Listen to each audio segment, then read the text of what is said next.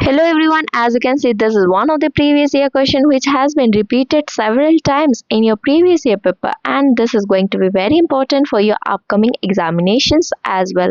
So let's learn the easiest trick so that we can solve this particular question within few seconds in the exam. So here as you can see it is said that A can complete 4/5 part of a work in 10 days. So if we assume that total work is W, then 4/5 of this W, that is total work, can be completed by A in how many days? In 10 days. So from here you can find out the total days required by A to complete the whole work, that is W. W equal to, you will get 10, this 4 will come in the denominator and this 5 will take in the numerator. So here you are getting 50 by 4 days. This 50 by 4 days is the time taken by A to complete the whole work or the total work. Now it is said that B is 5 times as efficient as A. So here the efficiency ratio of A and B you can find out from here, that is if the efficiency of A is 1, then 5 times of this, that is 1 into 5 will be the efficiency of B. So this is the efficiency ratio.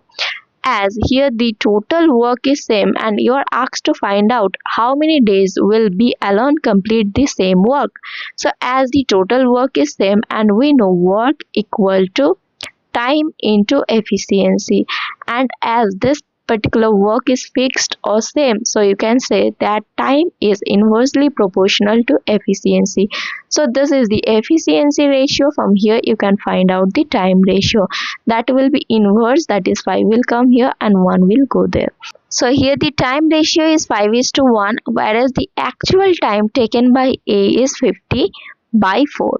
So now from this ratio, if you want to go to this actual time, as you can see, you need to multiply by 10 by 4.